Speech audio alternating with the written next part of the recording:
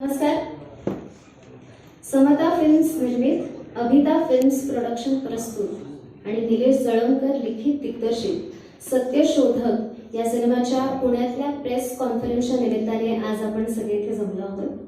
महात्मा ज्योतिराव फुले आणि सावित्रीबाई फुले यांच्या जीवनावर आधारित हा सिनेमा आहे आणि त्यानिमित्ताने कलाकार म्हणजेच महात्मा ज्योतिरावांच्या भूमिकेत संदीप कुलकर्णी, कृष्णाराव भालेकर यांच्या भूमिकेत अनिकेत केळकर, फातिमा शेख म्हणजेच भारताची पहिली मुस्लिम शिक्षिका यांच्या भूमिकेत मोनिका पडघण हे आपल्यासोबत उपस्थित आहेत. त्याचबरोबर सिनेमाचे लेखक दिग्दर्शक निलेश जळवकर सरांनी आधी महानायक, डेबू, नागपूर अधिवेशन, आसूर आणि असे इतर सिनेमांचं दिग्दर्शन आणि लेखन केलेलं आहे. निर्माते आप्पा बोराटे आणि सहनिर्माते बाळासाहेब बांगर हे सुद्धा आपल्यासोबत उपस्थित आहेत. तर अधिक वेळ न दवडता मी महात्मा ज्योतिरावांच्या भूमिकेत, प्रमुख भूमिकेत असणाऱ्या संदीप कुलकर्णी यांना पुढे बोलायची विनंती करते.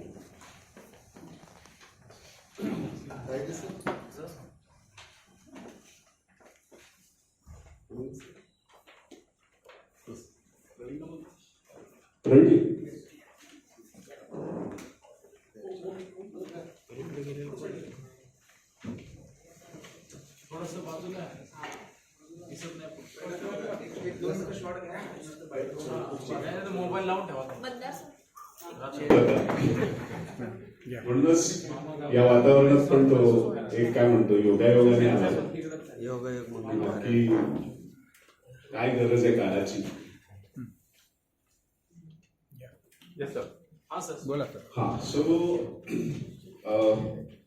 मी सुरुवात अशी करीन की खरंच आपण म्हणतो ना, नट एखादा स्वतःला भाग्यवान समजतो, तसं हा क्षण आहे माझ्यासाठी की ही भूमिका, हा रोल करायला मला मिळाला म्हणजे खरंच मी भाग्यवान आहे. म्हणजे एक अशी क्षण येतात आयुष्यामध्ये, तसा हा क्षण आहे. कारण भूमिका तर आलीच म्हणजे ते सगळं होतंच, पण सिनेमा करताना पण जे काही चॅलेंजेस आले किंवा येतात असा सिनेमा करताना, तर ते पार पाडून आपण हा सिनेमा केलाय, त्याचा फार आनंद आहे. एकतर हा विषय जेव्हा आला माझ्याकडे तेव्हा अचानक आला, म्हणजे निलेशला मी कधी आधी भेटलो नव्हतो. तर निलेश जेव्हा आले माझ्याकडे पहिली स्क्रिप्ट घेऊन आणि त्यांनी एक फोटो माझ्या समोर ठेवला. म्हणजे मुळात माझा असा प्रश्न होता की मी का, म्हणजे एवढे ऍक्टर्स आहेत आजूबाजूला, मी का. तर त्यांनी एक फोटो सरकवला ज्याच्यामध्ये महात्मा फुलेंचा जो प्रचलित फोटो आहे आणि माझा फोटो असा मॉर्फ केला होता. ज्याच्यामध्ये अत्यंत म्हणजे मला माझंच आश्चर्य वाटलं की अरे मी खरंच असा दिसतो, असा दिसू शकतो. आणि मग तिथून सुरुवात झाली, म्हणजे तिथून तो कॉन्फिडन्स पण आला आणि मग तिथून तो जोम पण आला की अरे वा. आता कारण सगळ्यात महत्वाचं बायोपिकचं हे असतं की तुम्ही तो दिसले पाहिजे ते व्यक्ती, आणि ती आम्ही पहिल्यांदाच पार पाडली होती. आणि त्याच्यानंतर अर्थात काही मेकअप ट्रायल्स वगैरे पण झाल्या की कसं आपण त्याला परफेक्ट किंवा कारण, आणि वय पण होतं ना, तरुणांपासून ते आम्ही अगदी वयाच्या त्यांच्या साठीपर्यंत आम्ही तो प्रवास होता, त्यामध्ये सगळे मेकअप ट्रायल्स झाले. आणि मुळात असं होतं की तोपर्यंत कसं होतं की जे आपल्याला एक साधारण माहिती असते फुल्यांबद्दल किंवा सावित्रीबाईंबद्दल, जे इतिहासात वाचली आहे किंवा थोडंफार जे आपल्या समोर आलेलं असतं तेवढंच होतं. पण जेव्हा स्क्रिप्ट वाचली आणि मग बाकी वाचन सुरू झालं, रिसर्च सुरू झाला, त्याच्यामध्ये लक्षात आलं की अरे बापरे, हा सिनेमा खरोखरच महत्वाचा आहे. याची खोली लक्षात आली, त्याचा आवाका लक्षात आला की ह्या दोघांनी इतकं मोठं काम करून ठेवलंय की आपण आज जे आहोत, म्हणजे आम्ही जे शिकलोय किंवा बायका जे शिकल्या आहेत किंवा बायका जे इंडिपेंडेंट आहेत आज, हे या दोघांमुळेच आहे. हे दोघं दैवतच आहेत एका अर्थाने. म्हणजे त्यांनी हे केलं नसतं तर आपण खूप मागे असतो. आणि हे त्यांच्या लक्षात आलं की त्यावेळेला सगळे जे स्वातंत्र्य चळवळीत पडायचे, तर ते पण सुरुवातीला त्यांचं तेच लक्ष होतं की स्वातंत्र्य चळवळीत पडून ह्याच्यामध्ये आपलं पुढचं आयुष्य घालवायचं. पण जेव्हा त्यांच्या लक्षात आलं की एक किस्सा आहे, एक इव्हेंट आहे ज्याच्यामध्ये त्यांना ते एकदम सगळं असं उलगडलं आणि मग त्याचा सखोल विचार झाला त्याच्यावरती, तिथून ज्यांच्या लक्षात आलं की स्वातंत्र्य चळवळ तर खूप लोक आहेत त्याच्यामध्ये, पण याचा जो मूळ विचार आहे तो कोणीच केलेला नाहीये. तो म्हणजे त्या काळामध्ये लोक इतके ऑप्रेस्ड होते किंवा सवय होती की डिपेंडेबल, आपण कुणावर तरी हे राहायचं, स्वतंत्र विचार नाही, स्वतंत्र प्रश्न विचारायची कुवत नव्हती. याचं कारण शिक्षणच पोचलं नव्हतं आणि ते सगळं फक्त वरच्या क्लासमध्ये होतं आणि त्यांना भीती दाखवून त्यांना दाबून ठेवलेलं होतं. हे जर असंच राहिलं असतं आणि स्वातंत्र्य मिळालं असतं तर आपण केपेबल पण नव्हतो त्या स्वातंत्र्यासाठी, आपण काहीच करू शकलो नसतो. म्हणून त्यांनी ती पहिली सुरुवात केली की पहिलं शिक्षण आणि पहिलं माणसाला स्वतःला विचार तरी करता आला पाहिजे, प्रश्न तरी पडले पाहिजेत लोकांना. त्याच्यासाठी हे शिक्षण दिलं. म्हणजे शिक्षण म्हणजे नुसती पदवी किंवा तुमचं झालं का मुलं, कारण खूप महत्वाचा विषय आहे आणि याच्यामध्ये आम्ही 3 वर्ष घातली. तर हे त्यांच्या जेव्हा लक्षात आलं की हा मूलभूत जर हा पाया किंवा हे फंडामेंटल हे केलं नसतं तर आपण परत मागेच राहिलो असतो. स्वातंत्र्य जरी मिळालं असतं तरी आपल्याकडे स्वतः देश परत उभारायचा किंवा हे ती कुवतच नव्हती. म्हणून मग त्यांनी शिक्षणाचं काम केलं आणि शिक्षण म्हणजे खरं तर प्रकाश, म्हणजे आपण ज्याला ज्ञान म्हणतो. आणि ज्ञान तेव्हाच येतं जेव्हा तुम्ही प्रस्थापित ह्याला प्रश्न तुम्हाला पडतात किंवा हे का असं आहे. म्हणूनच मग रूढी परंपरा जी होती आतापर्यंत, ज्याची भीती होती, त्यालाच त्यांनी प्रश्न विचारायला सुरुवात केली आणि लोकांच्या मनातील प्रश्न यायला लागले आणि तिथून मग लोकांचा खऱ्या अर्थाने आपण म्हणतो ना उगम सुरू झाला मानवतेचा. हा तो सगळा प्रवास आहे. आणि परत त्याच्यामध्ये असं आहे की सावित्रीबाई, त्या काळामध्ये बाईला घराबाहेर पडणं सुद्धा शक्य नव्हतं. म्हणजे बोलणं वगैरे पुरुषाची तर सोडाच, घराबाहेर पडणं शक्य नव्हतं. त्या काळामध्ये पहिलं त्यांनी त्यांच्या बायकोला शिकवलं सावित्रीबाईनं आणि मग सावित्रीबाई त्यांच्याबरोबर या कामात म्हणजे स्वतःहून झोकून त्यांनी दिलं आणि त्यांनाच ते असं एक आतून कन्व्हिक्शन आलं की हे काम करायला पाहिजे. याचा फायदा हा पण झाला की स्त्रिया जोडल्या गेल्या.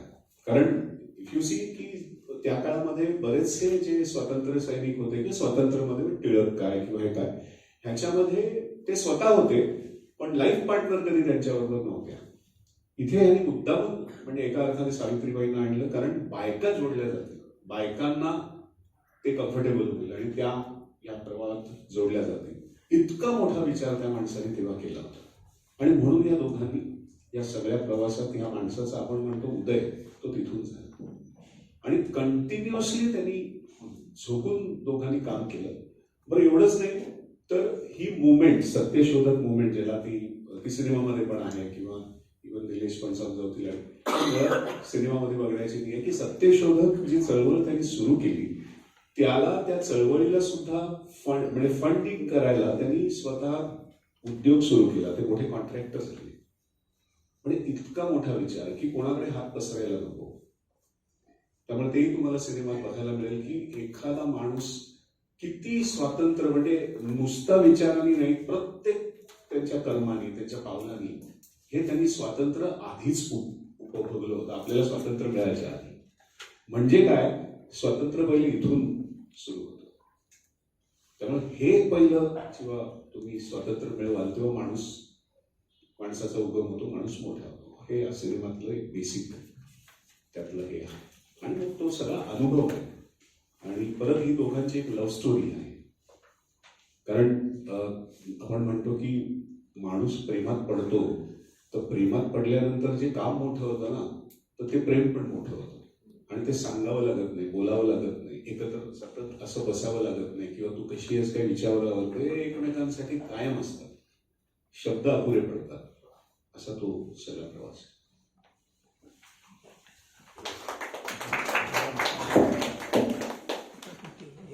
पहिल्यांदा तर पुन्हा एकदा सर्वांचे मी आपले आभार मानतो की आपण एवढ्या संख्येत इथे आलात आणि मलाच खरंच खूप छान फील होत आहे. कारण महाराष्ट्रभर हा विषय पोचवत असताना, वेगवेगळ्या ठिकाणी वेगवेगळ्या माध्यमातून जात असताना, विषय मांडत असताना आज सरते शेवटी पुण्यात येतोय. कारण जिथून या विषयाची सुरुवात होती, जिथून हा विषय सुरू होतोय, त्या पुण्यात येऊन पुन्हा तोच विषय सांगतो. तुम्ही सगळे भाग्यशाली लोक आहात, पुण्यवान लोक आहेत, ज्या पुण्यात तुम्ही आहात. त्या पुण्यातून या गोष्टीची सुरुवात होते. एक छान अशी गोष्ट झाली आहे. संदीपजींनी सर्व सांगितलेलंच आहे तुम्हाला. आता हा विषय मांडताना खरंच खूप सारी आव्हानं होती. म्हणजे विषय लिहितानाही आव्हानं होती, तो करताना आव्हानं आली, आणि एका अर्थाने हा विषय आम्ही आता पूर्णत्वास नेलाय. सिनेमा छान झालाय, सगळं छान जुळून आलंय. तुम्ही लूक बघताय, आता काही कंटेंट बाहेर पडत आहे, त्याच्याच्यानं तुम्हाला अंदाज आले असतील. छान गाणी आहेत, ट्रेलर आहेत, जसे ते दिसायला आहेत वाटतात तसे त्यांचे ॲटिट्यूड पण आता ट्रेलरच्या माध्यमातून तुमच्या सर्वांच्या लक्षात येत असेल. म्हणजे मी वाचताना, कारण ह्या सगळ्या यांचे फोटोज किंवा जसं की यांचे व्हिडिओज अवेलेबल नाही आहेत, पण वाचताना आपल्या डोक्यामध्ये, मनामध्ये, विचारांमध्ये त्यांची एक इमेज तयार होते, त्यांची एक देहबोली तयार होत असते. आणि मी संदीपजींना जेव्हा त्या सर्व सीन्समध्ये पाहत होतो, मी वाचलेले ज्योतिराव, मला गवसलेले ज्योतिराव, मला भासत असलेले ज्योतिराव मला त्यांच्या देहबोलीत दिसायला लागले होते, त्यांच्या आवाजात दिसायला लागले होते. सुंदर कथा आहे, सुंदर गोष्ट आहे. जसं त्यांनी सांगितलं की ती दोघांची गोष्ट आहे. संसार दोघांचा असतो, दोघांनी मिळून सावरायचा असतो, पण या दाम्पत्याने अवघ्या समाजाचा संसार मांडला, तो फुलवला, तो बहरवला आणि तो समृद्ध केला. आणि या दोघांची ती गोष्ट आहे. खूप चढ उतार आहे. मी आता सांगतोय की सिनेमॅटिक लिबर्टीच्या नावाखाली कितीतरी कल्पक आणि भक्पक गोष्टी सिनेमात घुसळवल्या जातात जेव्हा ऐतिहासिक विषय मांडल्या जातात, आणि सिनेमॅटिक लिबर्टी आपण घेतो. पण हा सिनेमा लिहिताना, हा सिनेमा सांगताना, मांडताना मला याची कधीच गरज भासली नाही. कारण त्यांच्या आयुष्यामध्येच एवढे चढ उतार आहेत ना की ते सिनेमाच्या एखाद्या लेखकाला, एखाद्या दिग्दर्शकाला ते आकर्षितच करतात. संपूर्ण कथानक आहे तिथे. कुठलीही कल्पकता, कुठलीही काल्पनिक गोष्ट घ्यावी लागत नाही. तुम्हाला नव्यानं गोष्टी सांगायची गरज नाही. पुस्तकातून किंवा तुम्ही तर पुणेकर आहात, सर्वांनी महात्मा फुले वाचलेत, सावित्रीबाई वाचल्या. मग सिनेमात आम्ही वेगळं नेमकं काय देणार आहे? आम्ही तर सर्व वाचलेलं आहे, आम्हाला तर सर्व माहिती आहे. मी तुम्हाला माहिती देणारच नाहीये महात्मा फुलेंची.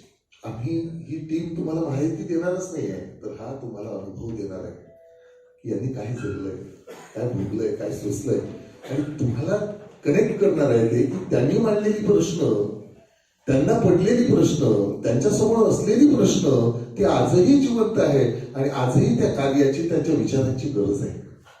त्यांनी काय सांगितलं? स्त्रियांचे प्रश्न. मग आपण या स्वतंत्र भारतात स्वतःला जर विचारलं की स्त्रियांची प्रश्न संपलीत का, तर उत्तर निश्चितच नाही. त्यांनी काय मांडले? शेतकऱ्यांचे प्रश्न. सगळ्यांना माहिती आहे शेतकऱ्यांचे प्रश्न, शेतकऱ्यांचं आसूर पुस्तक असेल. मग आजही आम्ही जर आम्हाला प्रश्न विचारतोय की शेतकऱ्यांचे प्रश्न संपले का,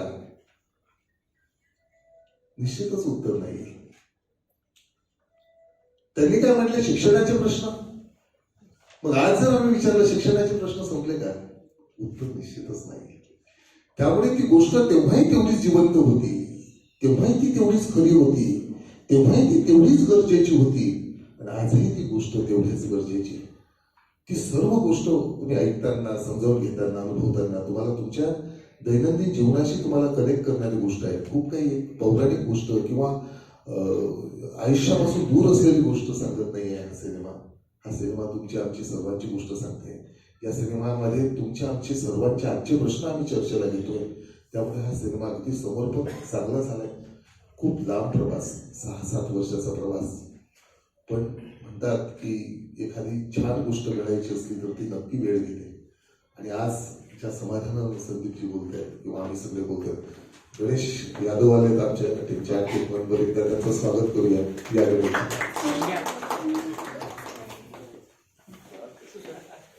तर असं छान आहेत, गणेश यादव आहेत माझ्या बाजूला, निकेतजी केळकर आहेत. एवढ्या सुंदर या सगळ्या लोकांनी एवढं त्यांचं स्वतःचं इनपुट दिलं, या भूमिकेला जिवंत केलं, आणि हे सगळं एवढं छान घडून आलंय. हाकिमा शेख आहेत, निर्माते बसलेले आहेत माझ्या बाजूला, तायडे साहेब आहेत, बोराटे साहेब आहेत, बांगर साहेब आहेत. तिकडे ज्यांनी खरं जुळवले ते आमचे कार्यकारी निर्माता शिवा बागुल आहेत, गेले आहे शिवा बागुल. ही सर्व मंडळी की जिथे सिनेमा हा कुठेतरी अडचणीत होता त्यावेळेला शिवा बागुलचा मला फोन येतो, आणि पुण्यातूनच फोन येतो, आणि पुण्यातूनच या सिनेमाला पुन्हा एकदा ही निर्माते बोराटे साहेब, बांगर साहेब सारखे लोक उभे राहतात. आणि पुन्हा ही घोडदौड चालू होती. तेव्हा मी या तमाम सर्व निर्मात्यांचे आणि ज्यांनी आपला जीव ओतून भूमिका जिवंत केल्या अशा सर्व कलावंतांचं मी आपल्या सगळ्यांच्या साक्षीनं खरंच मनापासून आभार मानतो. अभ्यासक विषय असा होता की ती आव्हानं होतीच.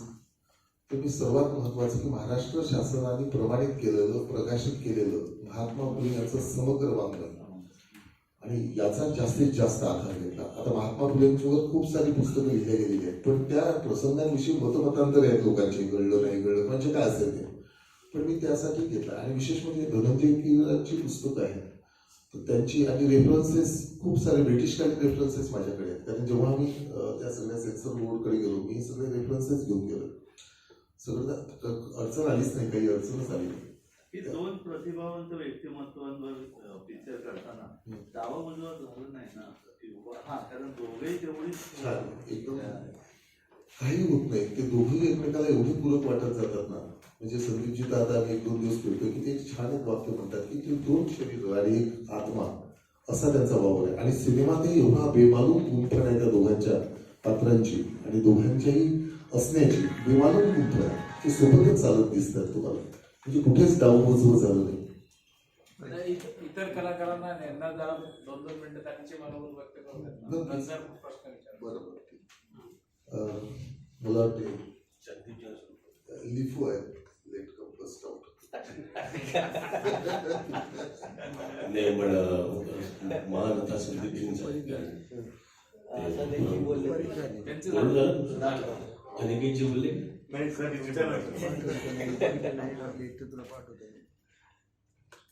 काय मनोगत म्हणजे काय आहे सिनेमाबद्दल मला काय वाटते. त्यांची भूमिका सांगा. भूमिका नानासाहेबांची भूमिका आहे. नारायणराव ते यांचे नारायण लोखंडे यांचे समान होते, म्हणजे कामगार नेते होते खूप मोठे. आणि त्यांचं एक छान एक लव्ह अँड हेट रिलेशनशिप दोघांचं आहे, फुलेंचं आणि लोखंडे साहेबांचं. आणि मनोगत व्यक्त करताना मला एकच वाटतं की ज्योतिबा फुलेंना पण आयुष्यात एवढा संघर्ष करावा लागला, इतक्या अडचणींना तोंड द्यावं लागलं. सिनेमा करताना पण तेच झालं ऍक्च्युली. सिनेमात सुद्धा आज जर ते बघत असतील वरला तर ते म्हणतील की अजून त्यांचा संघर्ष संपलेला नाहीये. आणि मला वाटतं की जर पिक्चरला लोकांनी उत्तम प्रतिसाद दिला तर त्यांच्या कामाची पावती उशिरा का होणं पण मिळेल असं वाटतंय. आणि म्हणूनच हा सगळा प्रयत्न आहे. नेहमीप्रमाणे सगळी मंडळी आलीच आहेत की तुम्ही रसिक परीक्षक आहातच, चांगले नेहमीच सगळ्या कार्यक्रमाला सपोर्ट करतात, सगळ्या फिल्म्सला सपोर्ट करतात.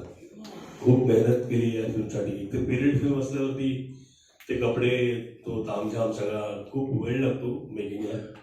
आणि निलेशजींनी खूप मेहनत करून आणि आमच्या निर्मात्याने खूप पैसे लावून हा सिनेमा पूर्ण केला. संदीपजी उत्तम अभिनेते आहेत, खूप त्यांना छान भूमिका आहेत मिळाली. त्यांनी तर सोनं केलंय.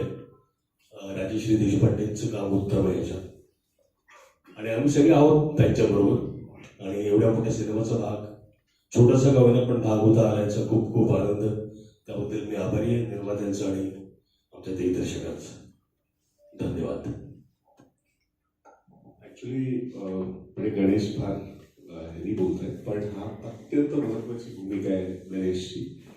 नारायणराव लोखंडे हे आपल्या देशातले पहिले कामगार नेते आणि आपले हे कामगार नेते नंतरचे आपले डांगे वगैरे हे नंतरचे वगैरे सगळे. पण म्हणजे हा, त्यामुळे हे अत्यंत मोठे. आणि त्यामुळे जेव्हा फुले मुंबईला जेव्हा त्यांचं काम सुरू झालं ते लोखंड्यांबरोबरच सुरू झालं, कारण तोपर्यंत पुण्यातच त्यांचं काम होतं. त्यामुळे त्यांचं काम जे पसरलं मुंबईमध्ये वगैरे ते नारायण लोखंडेंमुळे सुट्टी मिळाली. रविवारची तो चांगलाच महत्वाचा मुलं. तसाच अनिकेत केळकर यांचा पण मुलं तू बोल. झिरो असताना भेट झाली, त्यानंतर काय भेटत सगळ्यात पहिल्यांदा निलेश सरांचं खूप खूप आभार, त्यांचे खूप आभार मानतो मी की मला हे कॅरेक्टर करायला मिळालं, करायला दिलं त्यांनी. काय मला पोलीस करून इतकी सवय झाली की मला अशी कॅरेक्टर्स करायला मिळतील हे म्हणजे हे फक्त अपेक्षा करणंच राहिलं होतं. पण ते निलेश सरांनी मला हा रोल दिल्याबद्दल त्यांचे खूप खूप आभार. जेव्हा शूटिंग सुरू झालं त्यावेळेला ते फेटे घालतात तर मी सारखा आरशात बघायचो, मी सूट होतोय ना, मी सूट होतो नाही. निलेश सरांना विचारलं म्हटलं सर हे कॅरेक्टर असंच आहे ना? हो हो अहो हे असंच आहे. ठीक आहे. मग संदीप सरांबरोबर सीन होता, मग गणेश सरांबरोबर सीन होता. मला सारखं असं वाटायचं मीच वेगळा दिसतोय. तर मग जसं जसं शूटिंग सुरू झालं, जसं जसं सीन होत गेले तसं तसं ते कॅरेक्टर असं वाटायला लागलं नाही हा मीच आहे आणि माझ्यासाठीच आहे आणि मीच करतोय हे कॅरेक्टर. आणि मग सीन्स होत गेले आणि मग सिनेमा संपूर्ण झाला. सिनेमाच्या डबिंगला गेलो. खूप अपेक्षा ठेवून म्हणजे खूप अपेक्षा आहेत या फिल्मकडनं, सगळ्यांच्याच आहेत. फिल्म छानच झाली, याबद्दल काही वादच नाही. गोष्ट छान आहे, प्रत्येकाने खूप सुंदर काम केलं. मी प्रयत्न केलाय त्या कॅरेक्टरला न्याय देण्याचा आणि हा विश्वास ठेवल्याबद्दल पुन्हा एकदा सर तुमचे खूप खूप आभार. कारण मी अशा पद्धतीची कॅरेक्टर्सच केली नाहीत कधी. माझ्याकडे येतच ना, माझ्याकडे एकतर सरपंच येतं, डीसीपी, एसीपी, सीबीआय ऑफिसर किंवा मग गँगस्टर वगैरे असे कॅरेक्टर्स माझ्याकडे येतात. तर अशा पद्धतीचं कॅरेक्टर मी माझ्या आयुष्यात पहिल्यांदाच केलंय आणि प्रेक्षकांनी ठरवायचं की ते कितपत मी न्याय देऊ शकलो. माझ्या परीने पूर्ण प्रयत्न केलाय, पण याच्यामध्ये खूप सहभाग यांचा आहे, संदीप सरांचा आहे. संदीप सरांमुळे मला खूप सिरियसली काम करायला लागायचं, तर त्यांना जरा पण बंकस चालत नाही. तो सीन वाचून, तो बोलून मग सीन करायचा, ही सवय इतकी छान आहे. ह्या स्कूलमध्ये आम्ही पहिले असतो तर आम्हीही काहीतरी सॉलिड असतो, पण उशिरा का होईना संदीप सरांबरोबर मला काम करायला मिळालं आणि खूप खूप काय म्हणतात त्याला, खूप खूप आभार पुन्हा एकदा सगळ्यांचेच आणि तुमचे सुद्धा आभार. तुम्ही इथे एवढ्या संख्येने आलात आमच्या प्रेमापोटी, त्यामुळे खूप खूप आभार. थँक्यू.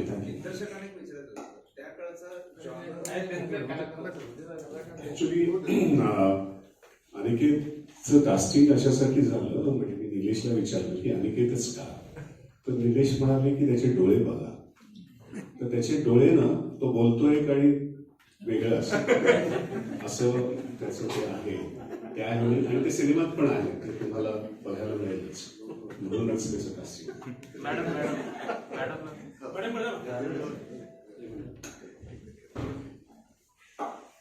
नमस्कार सगळ्यांना. सर्वप्रथम तर मी निलेश सरांना मनापासून आभार मानते त्यांचे की त्यांनी मला फातिमा शेखसाठी म्हणजे माझी निवड केली आणि सत्यशोधक टीमच्या प्रत्येक निर्मात्याला पण मी मनापासून आभार मानते.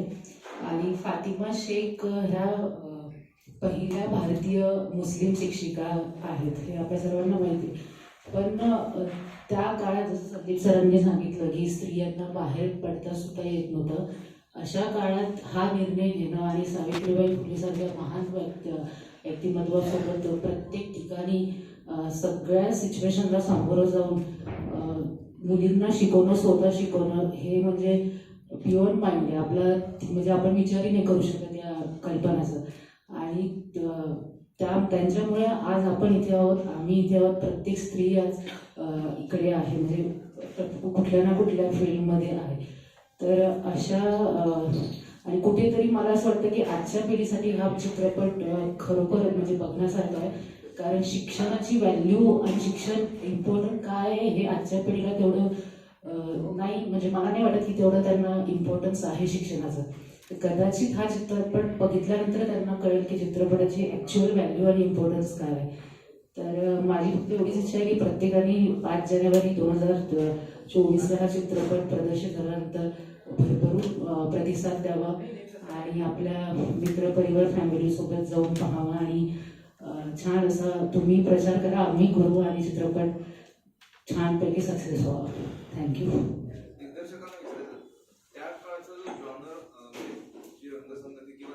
असं वाटावं म्हणजे चित्रपटात पूर्ण कसं कलरफुली दाखवलं गेलं तो मेंटेन करता आला असता की मला नाही, आपण कलर टोन तर ठेवलाच, कारण तो एक फील आला पाहिजे पाहताना, ते सगळं दिसायला पाहिजे, जाणायला पाहिजे, थोडंसं वेगळं आपण ते मेंटेन केलंच. पण सोबतच लोकेशन शोधणं सुद्धा एक चॅलेंजेस होतेच, कारण तो सगळा काळ उभा करताना 19व्या शतकाचा तो पूर्वार्ध होता आणि त्यावेळेस, आणि हे सर्व आता बदललेलं.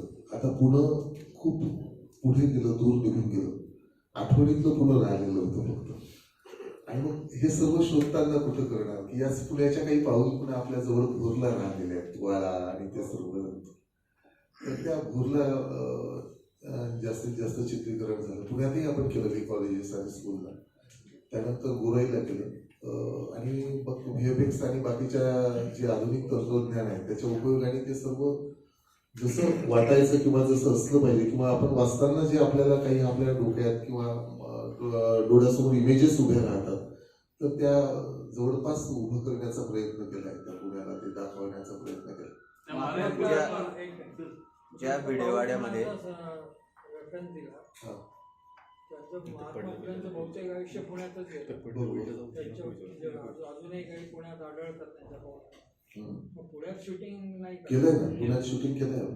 भिडेवाडा वगैरे भिडेवाडा तसा नाही राहिला ना. आपल्याला आजचा भिडेवाडा आपण दाखवून चालणार नाही ना, कारण आपल्याला त्यावेळेचा भिडेवाडा दाखवावा लागेल आणि मग त्या पद्धतीनं आपण तो तसं वेगळ्या जे लोकेशन त्याला मॅच होईल त्या काळातलं, तर ते तिथे नेलं आपण. मला एक विचारायचं होतं की संदीपजी मोठे ऍक्टर ते आपल्याला माहिती आहे, पण तेच तुमची पहिली चॉईस होते का? प्रामाणिकपणे तुम्ही सांगा. अगदी प्रामाणिकपणे सांगतो मी की मी त्यांच्यापर्यंत जाईपर्यंत आम्ही खूप फोटोज ट्राय केले. म्हणजे त्यांचा विचार तुमच्या डोक्यात येण्याचं काय हे होतं? ऍक्च्युली संदीप माझ्यासोबत एक संदीप जोशी म्हणून कास्टिंगला बसतोय आम्ही सोबत एकत्र, आणि तेव्हा आम्ही 3-4 फोटोजवर विचार करत होतो. पण पहिल्यांदा आम्ही अभिनयाला प्राधान्य दिलं.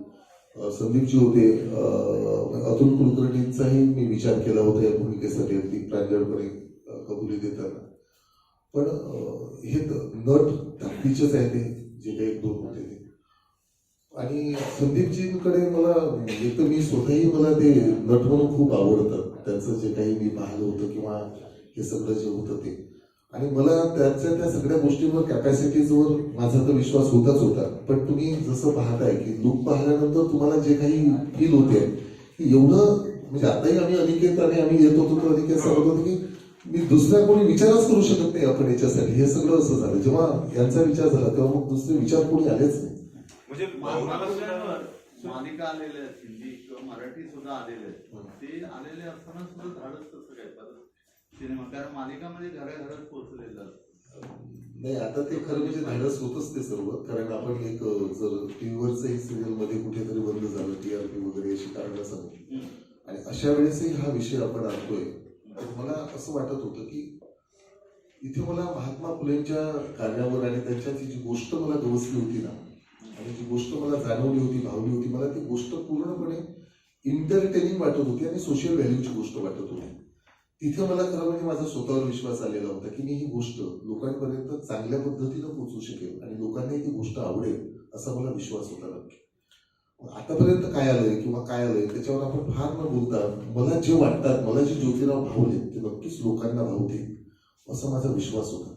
आणि मग ही कमालीची नट मंडळी आणि ही सगळी टीम जी जुळून आली, आणि जसे की मगाशी कोणी बोलताना बोललं की जेव्हा आपण एखादं थोडंसं सामाजिक भान असते ना आणि सामाजिक जाणीव असली ना, तर आपण ही आव्हानं किंवा ह्या रिक्स आपण घ्यायला आपली मानसिक तयारी असली पाहिजे.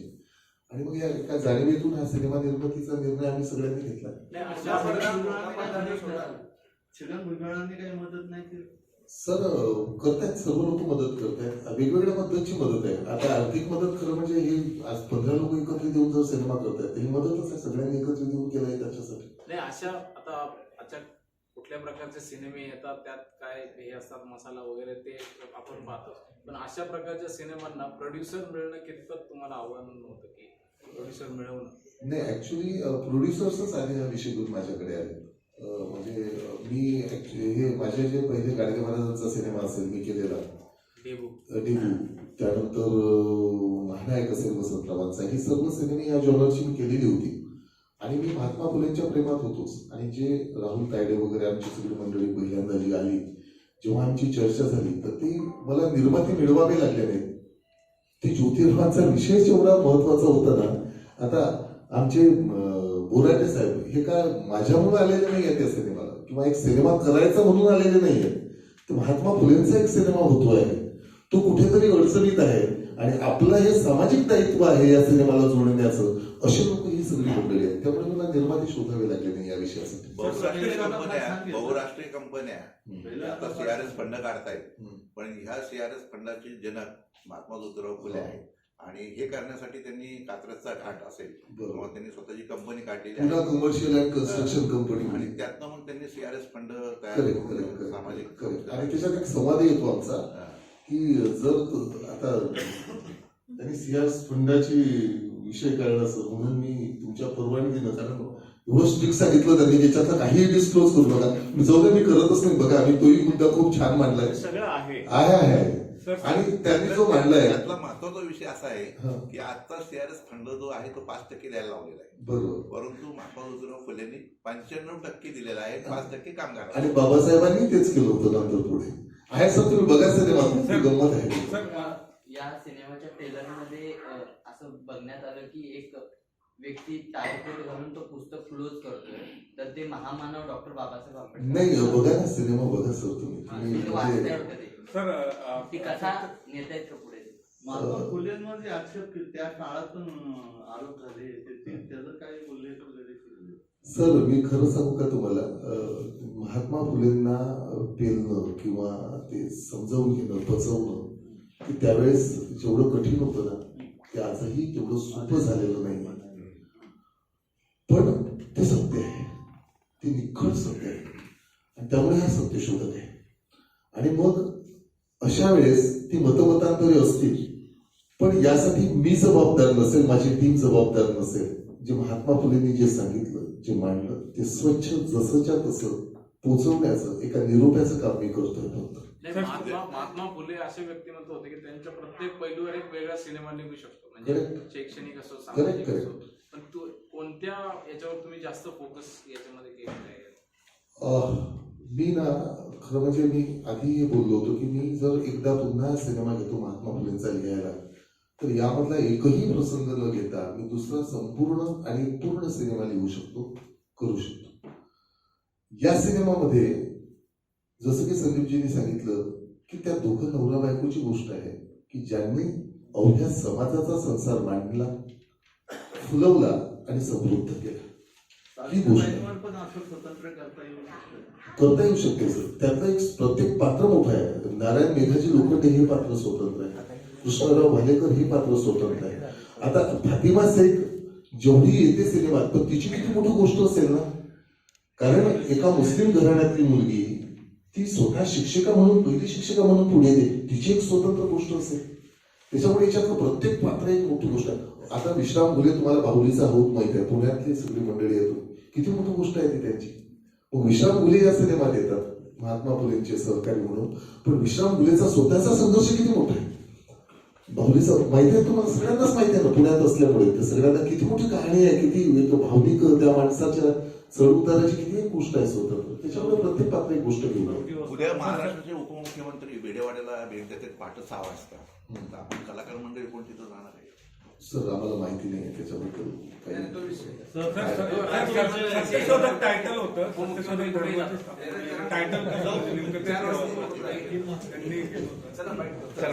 चला इंटरव्ह्यू घ्या. आपण सिनेमाच्या संदर्भात ज्या गोष्टी आहेत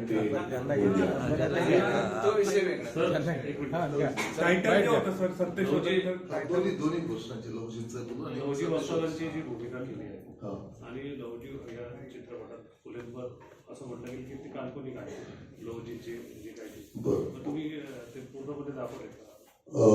मी लहुजींचा जो ट्रॅक येतोय सिनेमामध्ये, तो ट्रॅक ज्या घटना सर्व मान्य आहे, सर्व लेखकांना मान्य आहे, ज्या घटनेवर तू मत नाही, अशा खूप साऱ्या ड्रॅमॅटिक गोष्टी असतात ना की त्याच्या प्रेमात पडतो आपण. पण मी ही पहिल्यांदाच अगदी कबुली दिली की मी एवढे तेच प्रसंग घेतले की जे सर्वमान्य आहेत आणि जे महाराष्ट्र शासनाच्या प्रमाणित पुस्तकांमधून येतात. आता आता तुम्हाला सगळ्यांना माहिती असेल की महात्मा फुले दाढी ठेवत नव्हते. अशाही विषयावर चर्चा होते. त्यांचा जुना फोटो उपलब्ध होता, माहिती असेल तुम्हाला सगळ्यांना. त्याच्यावर काहीतरी चहाचा थेंबू पडला आणि मग तो तसा आला. तोच फोटो नंतर प्रचलित झाला आणि मग दाढी म्हणून लोकांनी गृहीत घेतलं आणि अपेक्षित धरलं आणि मग ते आता या भानगडीत आपण कुठे पडायचं. बरं, ते कसे दिसायचे याच्यापेक्षा ते कसे होते हे महत्वाचं आहे ना, त्यांचे विचार महत्वाचे आहेत ना. मग या छोट्या छोट्या गोष्टींच्या कुठेतरी भानगडीत पडल्यापेक्षा मला असं वाटतं जो विषय आहे त्या विषयाला बदल दिल्या नाही गेली पाहिजे, ही काळजी मी प्रामुख्याने घेतलेली. हो हो, ती काळजी खूप घेतली आहे. जसं संदीपजींनी सांगितलं. नाही सर, आम्ही बसलोय सर. राजश्रीची निवड संदीपजींची आहे. त्यांनी आम्ही विशेष म्हणजे आम्ही प्रत्येकाचं स्वागत केलं. जेव्हा आम्ही पहिलं शेड्यूल शूट केलं आम्ही, तर आम्ही सावित्री माईंना सिलेक्टच केलं नाही. कारण जोपर्यंत आमचं समाधान झालं नाही, एकमत झालं नाही की yes this is the right choice, आणि त्यावेळेला आम्ही पुढे गेलो. आम्ही ऑलरेडी भाग शूट करायला सुरुवात केली होती, सावित्री सिलेक्ट नव्हते. आणि सगळ्यात महत्वाचं यांनी छान बोललं की भूमिका दिसल्या पाहिजे आणि याची आम्ही खूप काळजी घेतली. सरांनी आता सांगितलं की आता टीव्हीच्या माध्यमातून हे विषय घराघरात पोहोचलेले आहेत.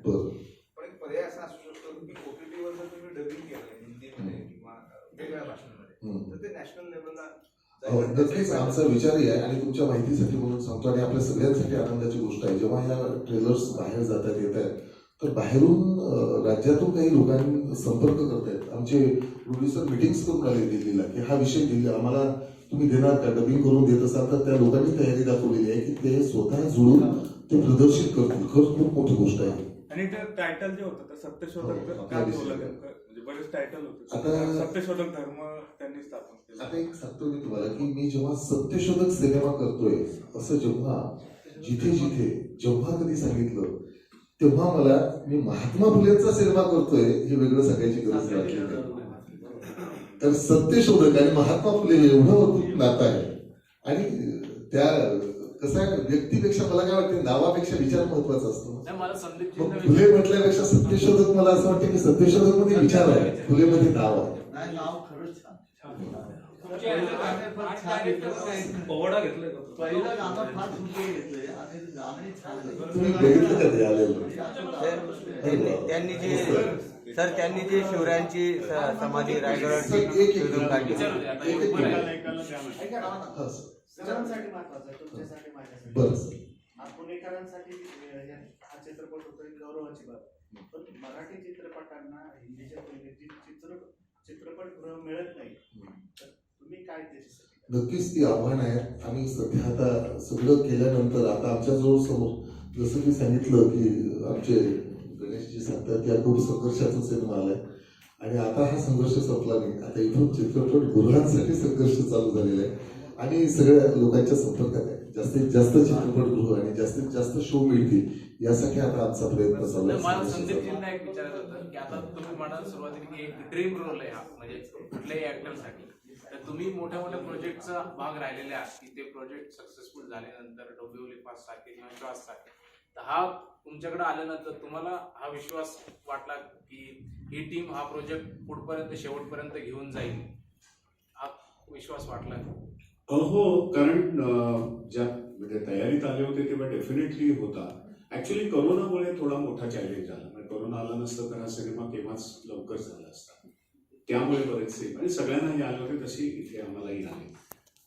जसं आता करोनामुळे सिनेमा थांबला आणि 1-1.5 वर्ष गेला, त्याच्यानंतर सुरू जाताना आधीची जी लहानपणीची जी मुलं घेतली होती ती बदलावी लागली कंप्लीट, कारण ती मोठी झाली होती. असे पण रिशूट केलंय, रिशूट करावं म्हणजे ती मुलं जेव्हा मी पाहिलं तर तेच हिरो हिरोईन झाले होते. एका वयानंतर ते पटकन वाढतात, असे उंच होतात आणि आवाज फुटतो, कंठ फुटतो. त्यामुळे असे चॅलेंजेस आले.